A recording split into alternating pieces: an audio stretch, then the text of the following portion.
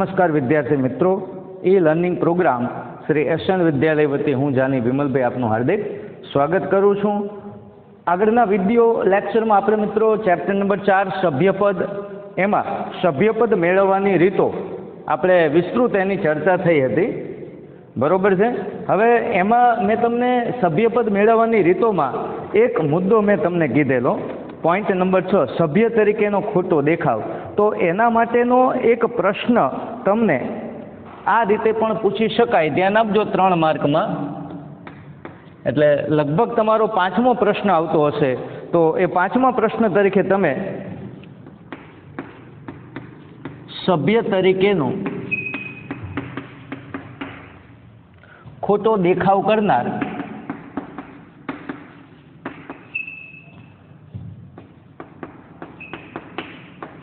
વ્યક્તિ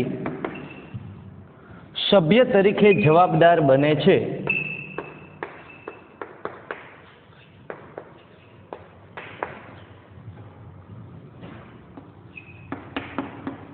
વિધાન સમજાવો. 3 માર્કનો પ્રશ્ન છે મિત્રો, યાદ રાખશો. હવે આને પ્રશ્ન ફેરવીને આમ પણ પૂછી શકાય કે આભાસી સભ્યપદ એટલે શું?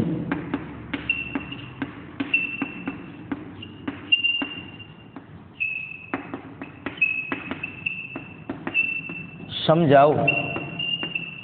બરોબર, આ પ્રશ્ન આ રીતે પણ પૂછી શકાય કે સભ્ય તરીકેનો ખોટો દેખાવ કરનાર વ્યક્તિ સભ્ય તરીકે જવાબદાર બને છે. વિધાન સમજાવો. તમને સ્વાધ્યાયમાં પ્રશ્ન નંબર 4 એનો 4થો પ્રશ્ન આપેલો છે, અહીંયા ખાસ ધ્યાન આપશો મિત્રો. તો સભ્ય તરીકેનો ખોટો દેખાવ કરનાર વ્યક્તિ સભ્ય તરીકે જવાબદાર બને છે અથવા આભાસી સભ્યપદ એટલે શું? બરોબર છે. આ કોઈ પણ રીતે પ્રશ્ન પૂછાય, આપણે આનો જવાબ પેજ નંબર 122 પરનો, બરોબર છે, પોઈન્ટ નંબર 4.5.6 એટલે કે સભ્યપદ મેળવવાની રીત, એનો જે 6થો પોઈન્ટ છે એ આપણે તૈયાર કરવાનો છે. મેં કાલ એટલે કે આગળના વિડીયો લેક્ચરમાં આપને માહિતી આપેલી કે આ જે પોઈન્ટ છે એની વિસ્તૃત ચર્ચા આપણે ફરીથી કરશું. પ્રશ્ન તરીકે આ 3 માર્કમાં પૂછી શકાય એવો પ્રશ્ન છે, એટલે ખાસ મિત્રો આની નોંધ અહીંયા કરજો. તો સભ્ય તરીકેનો ખોટો દેખાવ કરનાર વ્યક્તિ, બરોબર, એ સભ્ય તરીકે જવાબદાર બને છે અથવા આભાસી સભ્યપદ એટલે શું? આનો જવાબ આપણે પોઈન્ટ નંબર 4.5.6 એટલે કે તમે સભ્યપદ મેળવવાની રીત, એનો જે 6થો પોઈન્ટ છે એ આપણે લખવાનો છે. પેજ નંબર 122 ઉપર છે. ખાસ ધ્યાન આપશો મિત્રો, આ જે પ્રશ્ન તમારો ક્રમ આવતો એ મુજબ તમે અહીંયા દર્શાવશો. તો જ્યારે કોઈ સભ્ય પોતાના શેર અન્યને વેચે એટલે એના સભ્યપદનો અંત આવે છે. હવે કોઈ શેરધારક છે, પોતાના શેર અન્યને વેચી દીધા એટલે એના સભ્યપદનો શું થઈ જાય? અહીંયા અંત આવી જાય. હવે એ સભ્ય નથી તેમ છતાં પણ, બરોબર, તેની પાસે સભ્યપદ નથી તેમ છતાં પણ એ સભ્ય તરીકેનો ખોટો દેખાવ કરે અને એક પહેલો પોઈન્ટ એમાં આપેલો છે કે કંપનીના સભ્યપત્રકમાં તેનું નામ ચાલુ રહેવા દે. તેને પોતાના શેર વેચી દીધા છે, અન્યને વેચી દીધા છે, એટલે હવે એ કંપનીનો સભ્ય ગણાય નહીં. હવે સભ્ય નથી તેમ છતાં પણ સભ્ય તરીકેનો ખોટો દેખાવ કરે, સભ્ય તરીકે સભ્યપત્રકમાં પોતાનું નામ સભ્ય તરીકે ચાલુ રહેવા દે, ખરેખર કાયદેસર માન્ય ન ગણાય. બીજો પોઈન્ટ કે છે કે પોતે સભ્ય છે તેવો દેખાવ કરે, કે ખરેખર હવે એને સભ્ય તરીકે માન્ય ગણાય નહીં, કારણ કે એણે પોતાના શેર વેચી દીધા છે, એને સભ્ય તરીકે માન્ય ગણાય નહીં. અને ત્રીજો પોઈન્ટ, આભાસી વર્તન દ્વારા, આ મુદ્દાને આધારે મેં આ પ્રશ્ન તમને બનાવ્યો છે કે આભાસી એટલે ભાસ ઊભો કરે સભ્ય તરીકેનો, બરોબર, વર્તન દ્વારા સભ્ય તરીકેના હકનો ઉપયોગ કરે. સાહેબ કેવા હક? તો કે કંપનીની સભામાં હાજર રહેવાનો હક, મત આપવાનો હક, ડિવિડન્ડ મેળવવાનો હક. હવે સભ્ય છે જ નહીં તેમ છતાં પણ આવો એ હક ઊભો કરે. પરિણામે સભ્ય તરીકેની જવાબદારી ઉદ્ભવે ત્યારે વર્તમાનમાં તે સભ્ય નથી તેવી દલીલ માન્ય. પછી હવે અહીંયા માનો કે હક એને પોતાનો રજૂ કર્યો તો એણે જે પણ જવાબદારી ચૂકવવાની થતી હોય એને ચૂકવવી પડે. પછી જેણે શેર ખરીદે એને પછી ચૂકવવાની જવાબદારી ન થાય તો આ જવાબદારી ઉદ્ભવે ત્યારે એમ કે ના હું સભ્ય નથી તો એવું માન્ય ગણાય નહીં. કાયદાની દ્રષ્ટિએ સભ્ય તરીકે એના હક ન મળે કારણ કે એને શેર વેચી દીધા, પણ એને જે કંપનીને નાણાં ચૂકવવાના બાકી છે એ તો ફરજિયાત એણે ચૂકવવા પડે એટલે સભ્ય તરીકે જવાબદાર તો બને છે. એટલે આ પ્રશ્નના જવાબમાં આપણે યાદ રાખશું મિત્રો 4.5.6 બરોબર, એટલે સભ્ય મેળવવાની રીત એનો 6થો પોઈન્ટ બરોબર, પેજ નંબર 122 ઉપર ખાસ યાદ રાખશો મિત્રો, આ રીતે લખવાનો રહેશે. ત્યારબાદ બીજો એક પ્રશ્ન બરોબર છે આપણે સાથે ચર્ચા કરી લઈએ. સંયુક્ત શેર ધારણ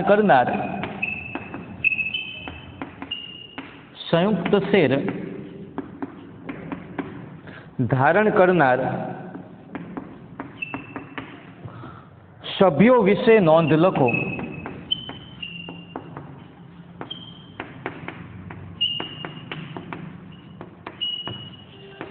તો આ પ્રશ્ન પણ 3 માર્કમાં પૂછી શકાય.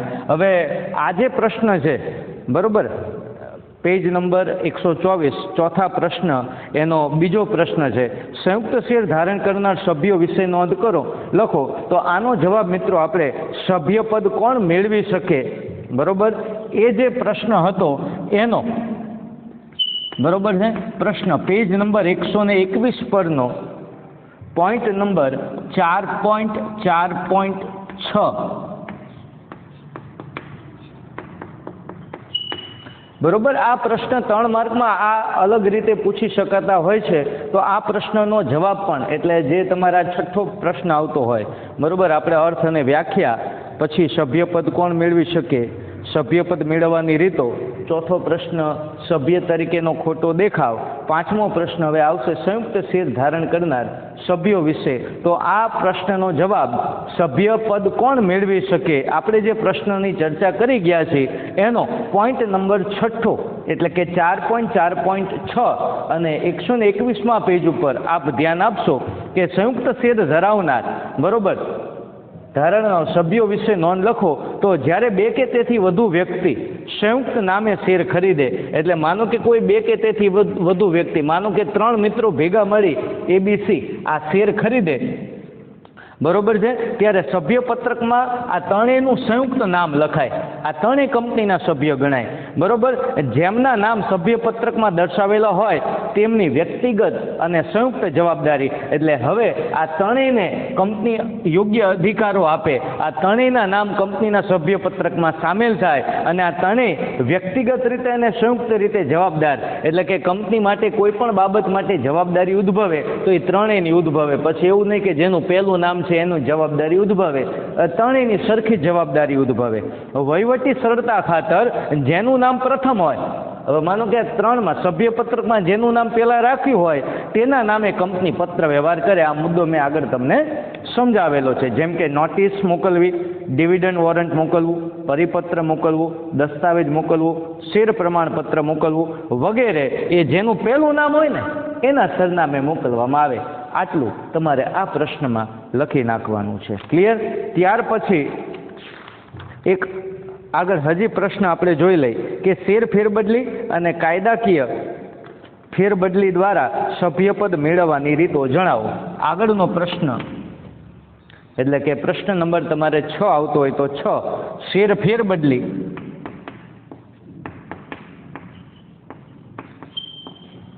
અને કાયદાકીય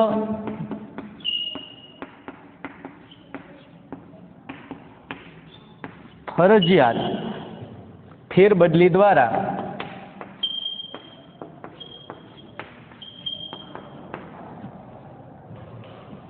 સભ્યપદ મેળવવાની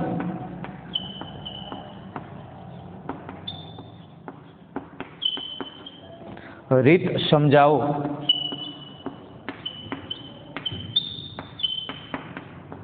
ત્રણ માર્કમાં પૂછાયો આ પ્રશ્ન છે. બરોબર. હવે આ પ્રશ્નનો જવાબ પેજ નંબર સભ્યપદ મેળવવાની રીત એનો અહીંયા પોઈન્ટ નંબર આપણે મિત્રો બરોબર છે શેર ફેરબદલી અને કાયદાકીય હસ્તાંતર એટલે ત્રીજો અને ચોથો પોઈન્ટ એટલે પેજ નંબર 122 ઉપર પોઈન્ટ નંબર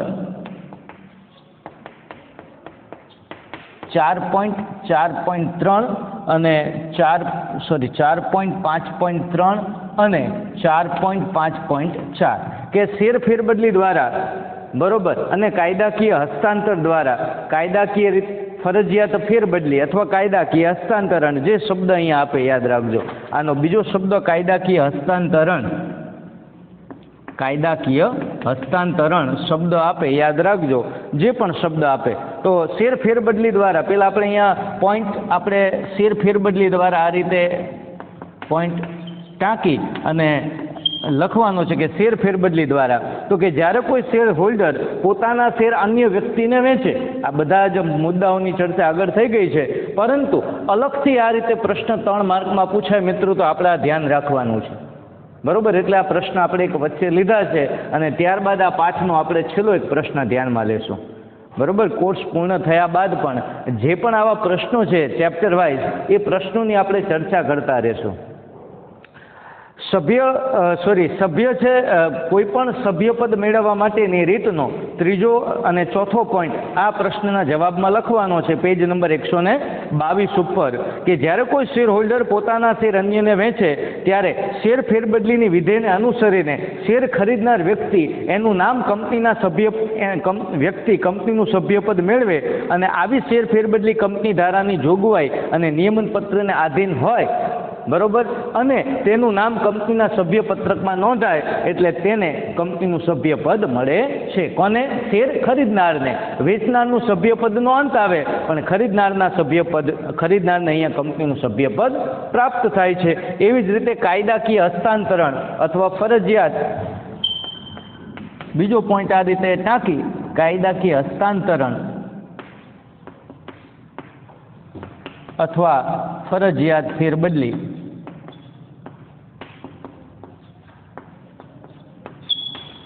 તો હવે એમાં લખવાનું છે મિત્રો કે જ્યારે કોઈ શેરધારકનું અવસાન થાય, નાદાર કે અસ્થિર મગજનો જાહેર થાય ત્યારે કાયદાકીય પ્રક્રિયા દ્વારા ફરજિયાત ફેરબદલી આવશ્યક બને. આવા સંજોગોમાં તેના વારસદાર કે પ્રતિનિધિ સભ્ય બને.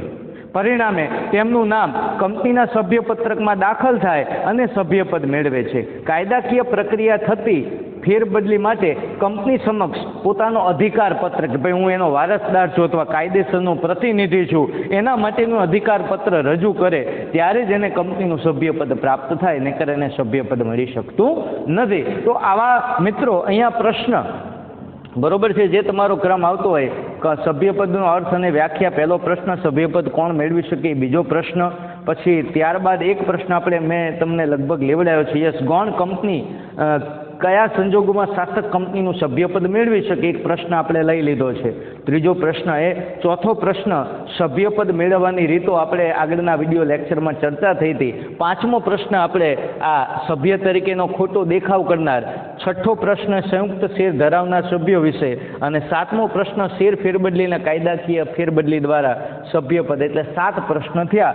હવે મિત્રો આ પ્રકરણનો આપણે છેલ્લો પ્રશ્ન આપણે જોવાનો છે સભ્યપદના અંતના સંજોગો સમજાવો. 4 માર્કમાં પૂછી શકાય તેવા પ્રશ્નો છે. આ પ્રશ્નો આપ નોટ ડાઉન કરી લેશો મિત્રો. બરોબર છે. ફરીથી યાદ કરાવી દઉં મિત્રો. અહીંયા પ્રશ્ન નંબર તમારે 5, 6 અને 7 લગભગ આવશે. સભ્ય તરીકેનો ખોટો દેખાવ કરનાર વ્યક્તિ સભ્ય તરીકે જવાબદાર બને, વિધાન સમજાવો, અથવા એમ પૂછાય આભાસી સભ્યપદ એટલે શું સમજાવો. ત્યારબાદનો પ્રશ્ન સંયુક્ત શેર ધારણ કરનાર સભ્યો વિશે નોંધ લખો અથવા શેર ફેરબદલી અને કાયદાકીય ફરજિયાત ફેરબદલી દ્વારા સભ્યપદ મેળવવાની રીત સમજાવો. બરોબર છે. તો આ 3 પ્રશ્નો આપે અહીંયા લખવાના છે. બરોબર. હવે આ પ્રકરણનો છેલ્લો પ્રશ્ન આપણે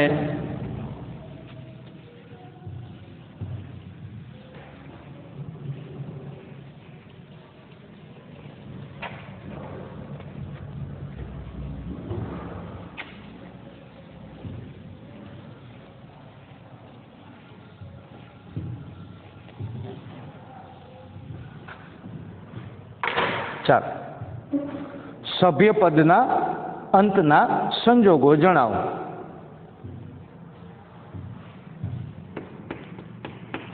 બરોબર. ત્યારબાદ જે અમુક પ્રશ્નો આવતા હશે એ પ્રશ્નો આપણે હજી ચર્ચા કરીશું. બરોબર છે. અમુક પ્રશ્નો આપણે આ વર્ષ પૂરતા પૂછાવાના નથી, એટલે એ પ્રશ્નોની આપણે પછી ચર્ચા નહીં કરીએ. બરોબર. સભ્યપદના અંતના સંજોગો સમજાવો. 4 માર્કમાં પૂછાય તેવો પ્રશ્ન. જો 3 માર્કમાં પૂછાય તો માત્ર પોઈન્ટ જ દર્શાવવાના રહે. હવે સભ્યપદનો અંત કેવી રીતે થાય? તો મિત્રો, જે રીતે કંપનીનું સભ્યપદ મેળવી શકાય એવી જ રીતે સભ્યપદના અંતના સંજોગો પેજ નંબર 122 પર 22 અને 123 પર આપેલું છે. ધ્યાન આપજો. આમ આ પ્રશ્ન છેલ્લો છે, પણ એકાદ પ્રશ્ન હજી આપણે આ બધા પોઈન્ટમાંથી હજી એકાદો પ્રશ્ન આપણે નીકળતો હશે એવો પ્રશ્ન લઈશું. પણ સભ્યપદનો અંત કેવા સંજોગોમાં થાય? તો જ્યારે કંપનીના સભ્યપત્રકમાંથી સભ્યનું નામ રદ થાય ત્યારે તે વ્યક્તિના સભ્યપદનો અંત આવે છે. આ અંગેના સંજોગો નીચે મુજબ છે. પહેલું છે શેર ફેરબદલી દ્વારા.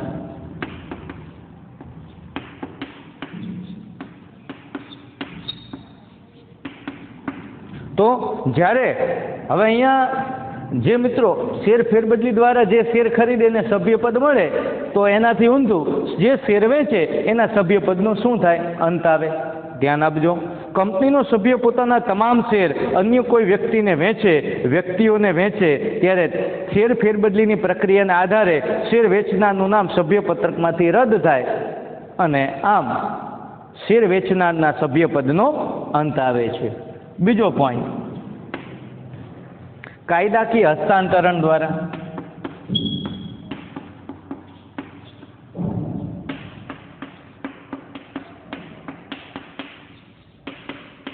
તો જ્યારે કોઈ સભ્યનું અવસાન થાય, નાદાર કે અસ્થિર મગજનો જાહેર થાય ત્યારે કાયદાની પ્રક્રિયા દ્વારા શેરની માલિકી તેના વારસદાર કે કાયદેસરના પ્રતિનિધિને મળે.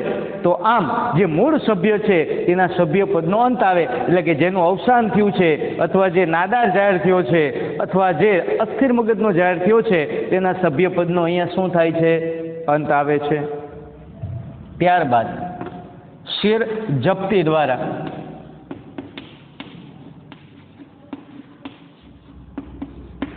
તો કંપની શેર પરના હપ્તા મંગાવ્યા હોય અને નિયત મુદતમાં શેર હોલ્ડર હપ્તાની રકમ ન ભરે તો કંપની છે યોગ્ય કાર્યવાહી કરી શેર હોલ્ડરના શેર શું કરે છે? જપ્ત કરે છે. જ્યારે કંપની શેર હોલ્ડરના શેર જપ્ત કરે એટલે એનું નામ સભ્યપત્રકમાંથી શું થાય? રદ થાય. શેર જપ્ત થવાથી સભ્યપત્રકમાંથી સભ્યનું નામ રદ થાય એટલે એના સભ્યપદનો શું થાય છે? અહીંયા અંત આવે છે. પણ શેર જપ્તી માટેની જોગવાઈ નિયમન પત્રમાં હોય તો જ કંપની શેરધારકના શેર જપ્ત કરી શકે. નેકર નેવર. કોઈ દિવસ શેરધારકના શેર જપ્ત કરી શકાતા નથી. એટલે અહીંયા શેર જપ્ત કરે કંપની ત્યારે એનું નામ સભ્યપત્રકમાંથી કમી થાય એટલે એના સભ્યપદનો અંત આવે છે. આગળ, કંપની શેર લિયનના હકનો ઉપયોગ કરે, એટલે કે શેર લિયનના હક દ્વારા કંપની છે શેર લિયનના હકનો ઉપયોગ કરે એટલે કંપની નિયમન પત્રમાં શેર લિયન અંગેની જોગવાઈ હોય તો પોતાની લેણી રકમ વસૂલ કરવા શેર હોલ્ડરને નોટિસ આપે અને કંપની શેર લિયનના હકનો ઉપયોગ કરે. શેર લિયન એટલે આપણે પહેલા આ ચેપ્ટરમાં ભણી ગયા છીએ મિત્રો.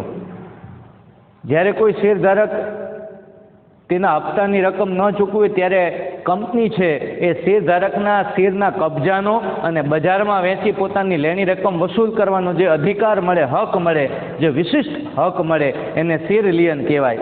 બરોબર. પોતાનું લેણું વસૂલ કરવા શેર હોલ્ડરના શેર વેચે ત્યારે તેના સભ્યપદનો મૂળ શેર હોલ્ડરનો અહીંયા શું થાય છે? અંત આવે છે. બરોબર. ત્યારબાદ 5મો પોઈન્ટ, રિડીમેબલ પ્રેફરન્સ શેરના નાણાં પરત કરવામાં આવે.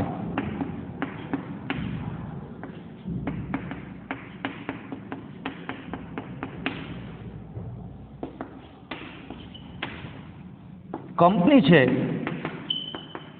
જે રિડીમેબલ, હવે રિડીમેબલ શેર પ્રેફરન્સ શેર એવા એક જ શેર છે કે જેના નાણાં નિશ્ચિત સમયને અંતે પરત કરવામાં આવે. તો કંપની રિડીમેબલ પ્રેફરન્સ શેર બહાર પાડ્યા હોય અને શરત અનુસાર મુદત પૂરી થતાં કંપની તેના શેર પરત લઈ અને નાણાં શેર હોલ્ડરને ચૂકવી દે, પરિણામે શેર હોલ્ડરનું નામ કંપનીના સભ્યપત્રકમાંથી કમી થાય અને તેના સભ્યપદનો અંત આવે છે.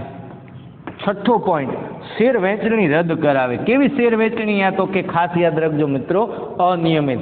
ગેરકાયદેસર તો ઓલરેડી રદ જ ગણાય, પણ અનિયમિત શેર વહેંચણી રદ કરાવે કોઈ પણ સભ્ય, કોઈ પણ અરજદાર, અને આવી અનિયમિત શેર વહેંચણી રદ થાય ત્યારે તેના સભ્યપદનો અંત આવે છે. વાંચજો, કંપની ધારામાં જણાવેલ નિયમિત શેર વહેંચણી માટેની જોગવાઈનો ભંગ થતો હોય અને અસર પામતા શેરધારકો આવી અનિયમિત શેર વહેંચણી રદ કરાવે તો આવી અનિયમિત શેર વહેંચણી રદ થાય એટલે જે સભ્યને સભ્યપદ મળેલું છે તેના સભ્યપદનો અંત આવે. એટલે આ મુદ્દામાં કયો મુદ્દો આવે? અનિયમિત શેર વહેંચણીનો, ચેપ્ટર નંબર 1 નો.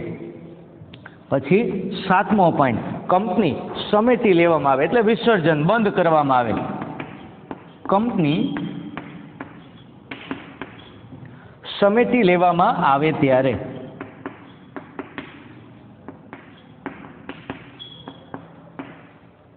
તો કંપની પોતાનો ધંધો, સમગ્ર ધંધો બંધ કરે એટલે કે વિસર્જન કરે, એટલે કે સમેટી લે, ફરજામાં જાય ત્યારે કંપનીનો શું થાય છે? અહીંયા મિત્રો અંત આવે.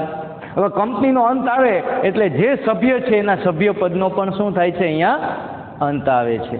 બરોબર? કેમ કે કંપની એવા બંધ થાય છે એટલે સભ્યનું નામ હવે સભ્યપત્રકમાં યથાવત રાખવું યોગ્ય ન ગણાય.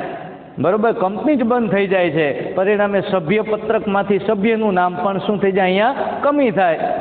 કંપની નથી એટલે સભ્યપત્રકની કોઈ જરૂરિયાત ન ઉદ્ભવે, પરંતુ પરિણામે અહીંયા સભ્યપદનો શું થાય?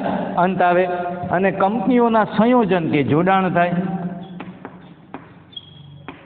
એટલે કે એક કંપનીનું જોડાણ બીજી કંપની સાથે થાય અથવા એક કંપની બીજી કંપનીમાં મર્જ થાય. મર્જ એટલે એક કંપની બીજી કંપની ખરીદી લે તો જે કંપની વેચાય છે, અસ્તિત્વ જેનું કંપનીનું ગુમાવેલું છે એના સભ્યપદનો અંત આવે. પરંતુ હા, નક્કી કરેલી શરત મુજબ અસ્તિત્વ ગુમાવનાર કંપનીનો સભ્ય હોય એને નક્કી કરેલી શરત મુજબ ખરીદનાર કંપનીમાં સભ્યપદ મળી શકે. માનો કે એક્સ કંપની છે એ વાય કંપનીનો સમગ્ર ધંધો ખરીદી લે છે, તો અહીંયા આ એક્સ કંપની છે આ શાસક કંપની થઈ અને વાય કંપની ગૌણ કંપની થઈ. હવે અહીંયા આ અસ્તિત્વ ગુમાવનાર કંપની છે એટલે આના જે સભ્યો છે એના સભ્યપદનો અંત આવે. આના જે સભ્યો છે આના સભ્યપદનો શું થઈ જાય? અંત આવે. પરંતુ એવી કોઈ જોગવાઈ હોય, એવા સંજોગો હોય, શરતો હોય કે ભાઈ એક્સ કંપનીમાં સભ્યપદ મળી શકશે અમુક શરતોને આધીન, તો તેવા સંજોગોમાં જ વાય કંપની જે વેચાણ કંપની છે એના વેચાણ કંપનીના સભ્યોનો એક્સ કંપનીમાં સભ્યપદ યથાવત રહે ને કરે નહીં. ધ્યાન આપજો, આપેલું છે. આવા બધા શબ્દો એમાં આપેલા છે. જ્યારે બે કંપનીઓનું પૈકી કોઈ એક કંપનીનું બીજી કંપનીમાં સંયોજન એટલે મર્જ થાય, એક કંપની બીજી કંપનીમાં ભળી જાય, જેને કોલોબ્રેશન કહેવાય. બરોબર? જેમ વોટ્સઅપ કંપની ફેસબુક કંપનીમાં ભળી ગઈ, બરોબર છે? તો બીજી કંપનીમાં સંયોજન થાય અથવા બે કંપનીઓનું જોડાણ કરી અને નવી કંપની સ્થાપવામાં આવે ત્યારે જે અસ્તિત્વ ગુમાવનાર કંપની છે આ અસ્તિત્વ ગુમાવનાર કંપની એના સભ્યના સભ્યપદનો શું થાય? અંત આવે. જો કે જે મુદ્દો મેં તમને અહીંયા કીધો યાદ રાખજો, જો કે અસ્તિત્વ ગુમાવનાર કંપનીના સભ્યો સૂચિત એટલે નક્કી કરેલી શરતોને આધીન, બરોબર, નવી કંપનીનું એટલે કે એક્સ કંપનીનું સભ્યપદ મેળવી શકે. પણ આમાં અમુક શરતો હોય, એ શરતોને આધીન જ અહીંયા અસ્તિત્વ ગુમાવનાર કંપનીના સભ્યો છે એ નવી કંપની જે આ ખરીદી લીધી અથવા આ કંપનીએ ખરીદી લીધી અથવા નવી કંપની જે ઊભી થઈ બે જોડાણથી, તો નવી કંપનીમાં નક્કી કરેલી શરતો મુજબ જ સભ્યપદ મળે, નહીંતર મળી શકતું નથી. આમ કંપનીના સભ્યપદનો અંત કયા સંજોગોમાં આવે? તો સભ્યપદના અંતના સંજોગો કુલ મિત્રો 8 આપેલા છે. શેર ફેરબદલી દ્વારા, કાયદાકીય હસ્તાંતરણ દ્વારા, શેર જપ્તી દ્વારા, શેર લિયનના હક દ્વારા, કંપની શેર લિયનના હકનો ઉપયોગ કરે એટલે સભ્યના સભ્યપદનો શું થાય છે? અહીંયા અંત આવે છે. રિડીમેબલ પ્રેફરન્સ શેરના નાણાં કંપની પરત કરે, સભ્યપદનો અંત આવે. શેર વહેંચણી કેવી? અનિયમિત, એ રદ થાય એટલે સભ્યપદનો અંત આવે. કંપની સમિતિ લેવી એટલે બંધ થાય એટલે સભ્યપદનો અંત આવે. અને બે કંપનીઓનું સંયોજન એટલે જોડાણ થાય તો જે અસ્તિત્વ ગુમાવનાર કંપની છે એના સભ્યપદનો અંત આવે છે. આમ 4 માર્કનો આ મિત્રો અગત્યનો પ્રશ્ન છે. અને હવે એક પ્રશ્ન મેં તમને જે કીધો, જે સ્વાધ્યાયમાં પાછળ આપેલો છે, રૂપાંતર પાત્ર ડિબેન્ચર ધારક, આ 8મો કે 9મો જે પ્રશ્ન આવતો હોય તે રીતે તમે દર્શાવશો. રૂપાંતર પાત્ર ડિબેન્ચર ધારક કઈ રીતે સભ્ય બને છે? બરોબર છે. 3 માર્કમાં પૂછાયો પ્રશ્ન છે. રૂપાંતર પાત્ર ડિબેન્ચર ધારક કઈ રીતે સભ્ય બને છે?